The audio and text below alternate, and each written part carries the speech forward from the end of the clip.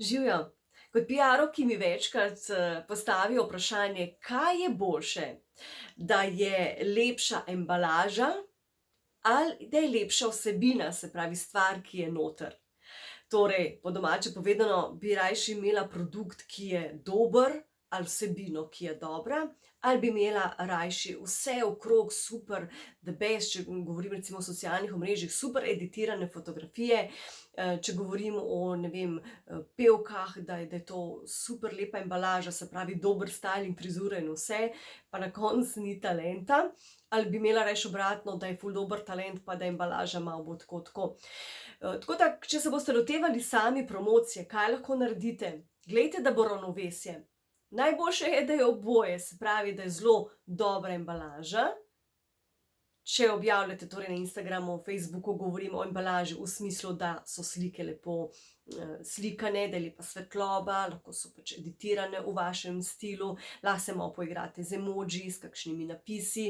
Glejte, da je pač nasploh slika, da pritegne, da je zanimiva, da ni zablurana, da je čista.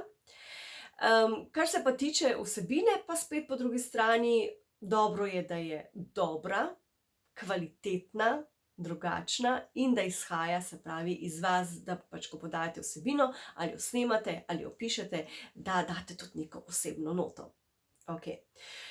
Kar je zelo pomembno, zaradi embalaže bodo ljudje prišli do vas, bodo pokazali zanimanje. Torej, prišli bodo na vaš Facebook, na vaš Instagram, ker jim bo zanimiva torej embalaža, celotna podoba.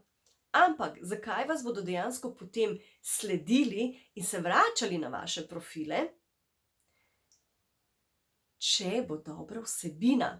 Torej, če bo samo dobra embalaža in bo slaba vsebina, bodo ljudje prišli, ampak ne bodo ostali. Oziroma ne bodo se vračali. Če bo dobra samo vsebina in ne bo dobre embalaže, je spet drugačna in težja pot. Okej, je vsebina, ampak mogoče to vsebino ljudje ne bojo prebrali, ker je že na prvi pogled bo rekli, saj tale embalažica pa ni v redu, ne, slike so brezvezne, vse je tako kar nekaj, izgleda, kot da se noben nič ne potrudi, zakaj bi torej brali to vsebino, ne, zakaj bi se matrali in sploh nekomu sledili, ki se sploh nič ne potrudi. Tako da imejte neko dobro, pravo ravnovesje, torej embalaža je tista, ki pritegne, zaradi vsebine pa ljudje bodo ostali in se bodo vračali in vam bodo na dolgi rok sledili. Če torej govorim o Facebooku, o Instagramu in drugih socialnih omrežjih, ali če govorim o produktu, če govorim o storitvi, ne, se pravi, tudi ko imate produkte in storitve, glejte, da bodo dobro prezentirani in glejte, da bo ta storitev dobra. Zaradi te storitve, če bo dobra ali produkta, torej se bodo ljudje vračali in vam bodo zaupali. Zaupanje je pa zelo two-way street in je zelo, zelo, zelo pomembno.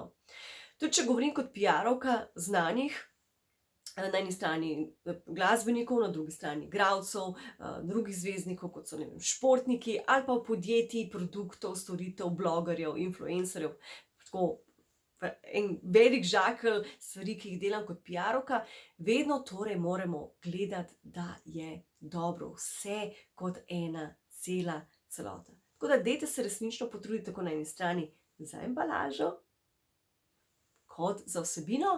Če boste želeli uspeti na dolgi rok, je to edini, ampak resnično edini pravi recept.